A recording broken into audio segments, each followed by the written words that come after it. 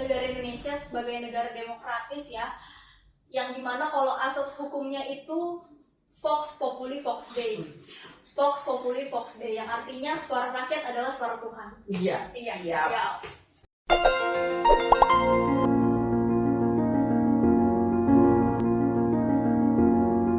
Assalamualaikum warahmatullahi wabarakatuh. Selamat siang, salam sejahtera bagi kita.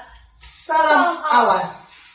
Hari ini saya Wiranata akan menjadi moderator bersama Kak Depi, alumni dari SKPP Menengah Kalimantan Timur 2021. Mungkin Kak Depi bisa memperkenalkan dirinya secara singkat maupun luas. Gimana sih? Siapa sih Kak Depi itu? Baik, terima kasih moderator.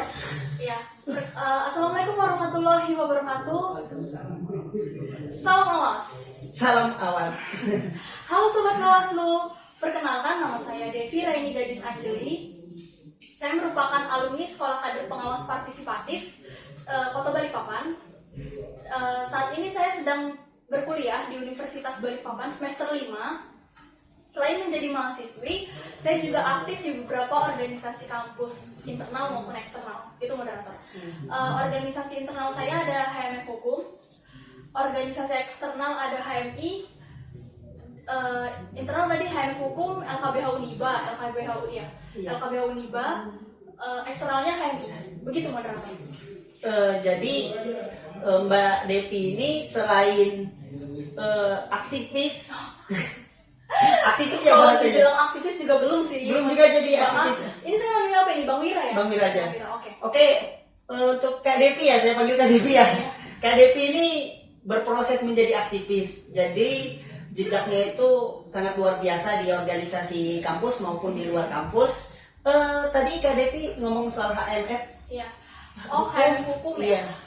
Mungkin bisa dijelaskan. Jadi HMF Hukum itu merupakan himpunan mahasiswa Fakultas Hukum yang ada di Uniba. Jadi itu merupakan organisasi internal kampus yang masuk dalam situ ya anak-anak hukum, khususnya Fakultas Hukum. Jadi organisasi yang menaungin anak-anak Fakultas Hukum, berprosesnya di HMF Hukum. Oh, jadi Seperti begitu itu, teman-teman. Bang Wira. Jadi Mbak Depi itu sebagai apa Mbak Depi? Oh ya, saya di HMF Hukum. Saya masuk HMF Hukum tuh tahun 2019, waktu saya maba. Berarti 2 tahunan ya sampai 2021 ini. 2019 di HMF Hukum, saya di namanya itu MPA ya, masa pengkaderan anggota.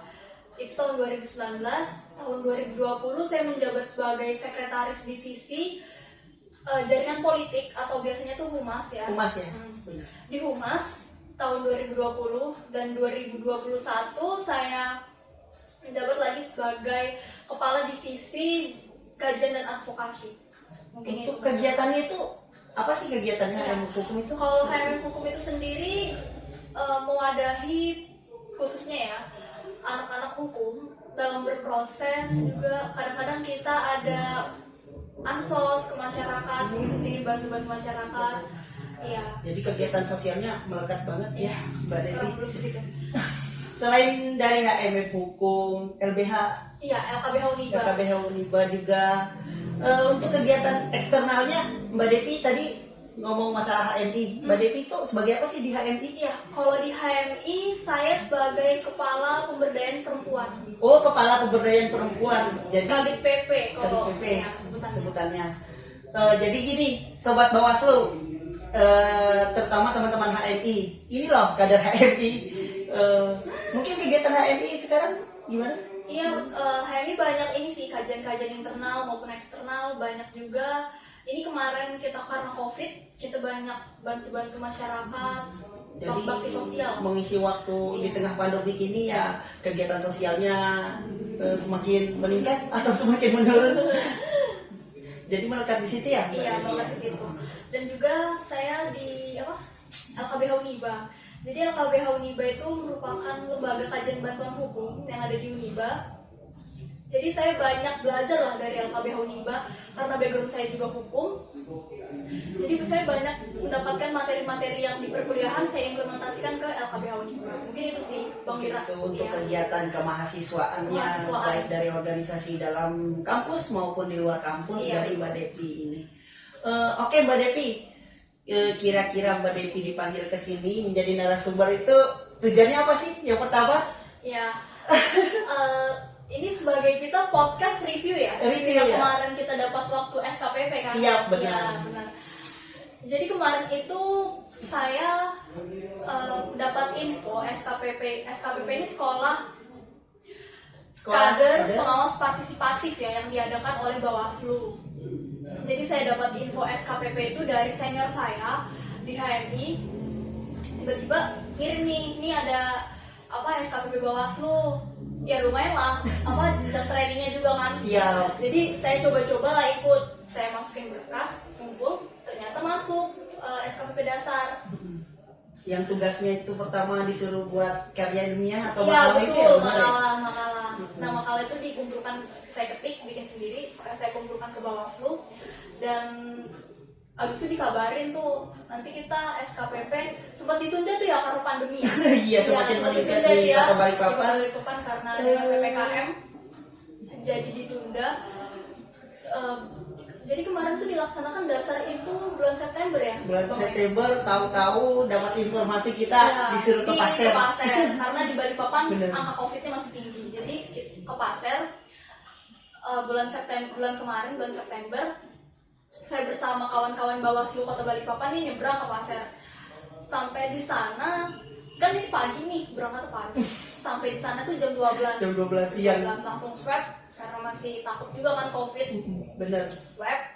Saya masuk forum jam 3 dan luar biasa sih forum di sana tuh. Forumnya lebih hidup dan relasinya tuh lebih banyak, Bang. Jadi relasinya lebih banyak karena bener. di Pasir kita berapa ya?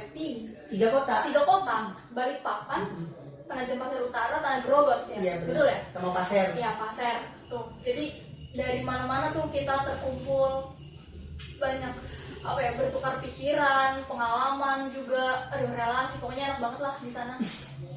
Siap. Ya, seperti itu. Jadi Mbak Devi ini salah satu alumni SKPP dasar juga, dan juga alumni SKPP Tingkat menengah. menengah. Jadi dasar itu tingkat kota, menengah itu tingkat provinsi. Betul. Nanti sehabis ini Mbak Devi bakal naik ke RI. Ya, kalau masuk. Kalau masuk, karena kita ada jenjang seperti Tahapannya. seleksi gitu. Seleksinya. Iya, Mbak Devi, kesan-kesannya apa sih mengikuti SKPP dasar dan SKPP menengah itu perbedaannya apa? Iya. Mungkin Kalau bisa dijelaskan SKPP dasar dulu. Iya. Siap dong, siap. Jadi kalau SKPP dasar itu lebih fun. Lebih fun ya? Iya, lebih asik lah. Kalau SKPP menengah ini betul-betul peraturannya tuh betul-betul Lebih lebih ketat. Jadi kita saya tuh bangun jam 6. Itu jam 6 prepare, jam 7 itu udah skip dulu ya. Skip dulu aja. Oke, jadi lanjut. Jadi jam 6 bangun prepare, jam 7 tuh udah siap-siap. Jam 8 udah masuk forum. Materi lagi. Sampai jam kita masuk di forum itu dicatat jam berapa. Maksudnya jam berapa? Misalnya jam 8 nih. Harus jam 8. Kalau lewat ya ada sanksinya. ya, ada konsekuensinya ya. Benar. Konsekuensinya. Dan asik sih, lebih asik juga di SKPP menengah karena itu anak-anak orang-orang yang terpilih dari SKPP dasar ini. Jadi orang-orangnya tuh betul-betul hebat, luar biasa, kritis, gitu. Forumnya tuh lebih hidup. Jadi Dan ibaratnya persaingannya tuh lebih kompetitif lah. Kompetitif. Luar biasa sekali sih SKPP menengah tingkat provinsi ini. Jadi ibaratnya para aktivis Kalimantan Timur itu berkumpul semua kemarin di SKPP menengah yang tepatnya di Kota Balikpapan. Untuk secara keseluruhan Mbak Devi, apa yang Mbak Devi dapat dari SKPP kemarin? Secara keseluruhan ya, terutama ilmu, relasi, ilmu-ilmu kepemiluan yang saya tidak bisa dapatkan di kampus, saya dapat sama di SKPP. Oh begitu. Iya. Meskipun Mbak dari Fakultas Hukum, tapi untuk materi kepemiluan ini? Iya, maksudnya ini kalau kepemiluan berarti hukum tata negara ya. Iya. Kalau di hukum tata negara itu kan saya biasanya hanya berbicara mekanismenya, teknis, konstitusi seperti itu. Kalau proses penyelesaian sengketa pemilu itu kan nggak ada tuh di hukum tata negara kan. Iya, jadi ilmu-ilmu kepemiluan ini secara spesifik saya dapatkan di SKPP ini, terutama tingkat menengah. Itu materinya benar-benar saya dapatkan benar-benar saya dapatkan itu banyak lah yang nggak bisa saya kasih feedbacknya apa untuk Bawaslu. Gitu sih. Jadi begitu teman-teman, jadi dari SKPP itu meskipun Mbak Devi ini dari Fakultas Hukum, tapi materi yang didapatkan itu Di perkuliahan tuh nggak sespesifik yang dikasih sama Bawaslu. Mungkin itu sih. Gitu. Jadi itu kesan-kesannya Mbak Devi ya. Mungkin ada materi yang paling mendalami dari Mbak Devi itu materi apa ya? Saya ingin berbagi juga karena ini zamannya digital ya, sahabat Bawaslu. Apa-apa semua serba digital. Apalagi pandemi kan, kuliah online, sekolah online. Adik-adik kita sekolah online dan kita pun ini sekolah kuliah online. Dan apa ya, masyarakat itu kalau saya tangkap masyarakat itu masih banyak yang belum mengetahui Bang akan bagaimana sih cara proses menyelenggarakan pemilu. Oh, jadi apa sih ya penyelenggaraan pemilu gitu? Iya, apa saja lembaga-lembaga yang menyelenggarakan pemilu ini. Mungkin masyarakat masih banyak yang belum tahu lah. Masih banyak yang awam, jadi kita sebagai apalagi, pemuda perlu berbagi ke masyarakat. Apalagi yang seperti kita tahu kan, orang Indonesia itu apa ya, literasi membacanya itu agak kurang sih. Agak kurang. Bukan berarti saya pun merasa begitu. Tapi memang seperti itu. Saya juga pun merasa begitu, kawan-kawan. Membaca agak kurang. Membaca tuh agak males. Agak kurang. Kita membaca 5 menit pun itu udah gimana ya? Udah capek membaca pun ya. Pasti Bang Mira juga merasakan hal yang sama. Siap. Jadi kenapa kita podcast? Agar tujuannya itu masyarakat bisa mendengar lah. Seperti itu sih mungkin. Mungkin Mbak Devi bisa memberitahu atau menyampaikan apa sih penyelenggaraan pemilu itu? Oke, baik. Jadi pemilu itu diselenggarakan 5 tahun sekali ya. Siap. Terakhir itu 2019 dan nanti ada pemilu lagi berarti 2024. Oke. 2024 pemilu. Jadi penyelenggaraan pemilu itu diatur dalam Undang-Undang Nomor 15 Tahun 2011. Maaf ya, ralat kalau saya salah tentang penyelenggaraan pemilu. Siap, Pak Devi. Nah, itu terdiri dari 3 lembaga. Penyelenggara pemilu itu ada KPU, Bawaslu, dan DKPP. DKPP. 3 lembaga ini menjadi satu kesatuan yang sama. Jadi dia saling backup untuk memilih presiden dan wakil presiden, gubernur, wali kota, bupati, mungkin itu sih. Nah, yang tadi saya jelaskan itu kan ada 3 tuh lembaga penyelenggara pemilu. Ada KPU ya, KPU tuh Komisi Pemilihan Umum. Nah, di bawahnya KPU ini secara hierarkis itu ada PPK atau Panitia Pemilihan Kecamatan. Kecamatan untuk melaksanakan pemilu di kecamatan. Bener nggak sih moderator? Koreksi kalau saya salah ya. Saya menyimak. Iya. Nah, yang kedua itu ada PPS, Panitia Pemungutan Suara. Nah, ini untuk melaksanakan pemilu di desa atau kelurahan. Siap. PPS. Dan yang ketiga itu ada PPLN, Panitia Pelaksanaan Luar Negeri. Jadi kalau misalnya ada masyarakat Indonesia yang tinggal di luar negeri dan di negara kita lagi melaksanakan pemilu, mungkin bisa lewat PPLN ini. Siap. Dan yang terakhir itu ada KPPS, Kelompok Penyelenggara Pemungutan Suara. Itu hierarkisnya dari pemilu. KPU ya, maaf. KPU. Dan yang kedua itu ada Bawaslu atau Badan Pengawas Pemilihan Umum. Ya, tugas Bawaslu ini mengawasi penyelenggaraan pemilu, perencanaan, penetapan, terus itu perencanaan penetapan penyelenggara pemilu, pengadaan logistik juga yang dilaksanakan oleh KPU. Dan yang ketiga itu sosialisasi penyelenggaraan pemilu, mungkin itu sih. Dan yang ketiga itu ada DKPP atau Dewan Kehormatan Penyelenggara Pemilu. Jadi tugasnya DKPP di sini adalah menangani pelanggaran kode etik. Jadi tugasnya itu menangani pelanggaran kode kode etik etik pemilu atau aduan. Jadi apa ya, DKPP ini kalau ada aduan dari masyarakat tentang KPU atau Bawaslu, DKPP yang bertindak. Jadi KPU nih mau macam-macam, ada Bawaslu yang bertindak, langsung penindakan gitu. Ya kan? Iya, siap. Bawaslu macam-macam. Misalnya nih kecurangan gitu ya kan? di tahapan Bawaslu. Ada DKPP. Seperti itu sih, ya. moderator. Itu tadi tentang penyelenggaraan pemilu dan juga komponen-komponen yang ada di dalam penyelenggaraan pemilu. Nah, 3 lembaga ini dibentuk untuk mewujudkan asas-asas pemilu, mungkin itu. Karena kita negara Indonesia sebagai negara demokratis ya, yang dimana kalau asas hukumnya itu Vox Populi Vox Dei. Vox Populi Vox Dei, yang artinya suara rakyat adalah suara Tuhan. Iya, siap. Jadi tetap rakyat yang berkuasa. Tetapi kenapa kita tidak boleh sampai ada kecacatan di tahapan pemilu, karena di situ masa depan kita semua. Iya, masa depan kita semua. Siap. Nah, untuk tahapan penyelenggaraan pemilu itu apa aja sih, Mbak Devi? Maaf ya, saya sambil lihat juga karena saya lupa juga nih tahapan penyelenggaraan pemilu. Nggak apa-apa, biar nggak salah kan kita ngobrolnya.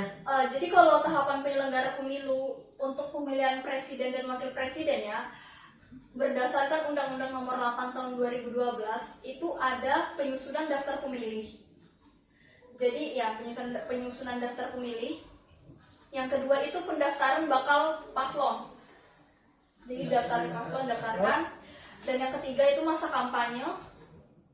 Habis masa kampanye, masa tenang. Habis masa tenang, pemungutan suara, penghitungan sekaligus. Dan yang terakhir penetapan hasil pemilu gitu. Iya, hasil rekapitulasi suara. Iya, rekapitulasi itu. Benar. Dan yang terakhir sumpah jabatan. Nah, yang membedakan tahapan antara pemilu dan pilkada ya, kalau di DPRD, DPD ya. Iya, pilkada. Pilkada itu kalau di pilkada dia ada penetapan jumlah kursi dan daerah pemilihan. Jadi tiap daerah itu harus diwakili berapa kursi gitu untuk calon peserta pemilunya. Betul, ya. Kalau presiden kan universal kan, maksudnya menyeluruh. Jadi nggak ada daerah pemilihannya. Ya kalau gubernur juga seperti itu sih. Mungkin itu sih Bang Mira. Mungkin itu ya. Jadi itu tadi tahapan-tahapan dari penyelenggara pemilu. Mungkin Mbak Devi ada masukan atau tanggapan bagaimana sih menurut Mbak Devi tentang hambatan yang terkait penyelenggaraan pemilu di tahun 2024 nanti? Hambatannya ya? Iya, kalau menurut saya, teman-teman sahabat Bawaslu, kalau menurut saya, tanggapan saya terkait hambatan pemilu 2024 ini kurangnya SDM. Karena kita nggak tahu pemilu 2024 ini apakah serentak dengan pilkada atau ada selisih waktu. Ya kan, kita belum tahu. Kalau kita evaluasi dari 2019 yang langsung serentak gitu, gimana gitu ya, SDM kurang karena apalagi di pasca pandemi kan. Siap. Ini pandemi dari tahun 2019, 2020, 2021 belum maksudnya ya udahlah, adalah ditanggulangi dan vaksin udah merata nih, sekolah-sekolah udah mulai tatap muka offline.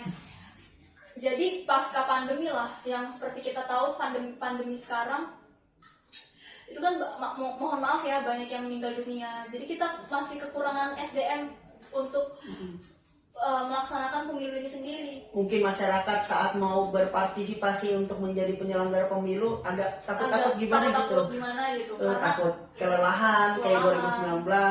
Betul. Nah itu kalau pemilu diadakan serentak. Tapi lain halnya kalau pemilunya diadakan memang serentak, tetapi jeda waktunya entah 2 minggu nanti pemilihan presiden, 2 minggu nanti pemilihan DPRD.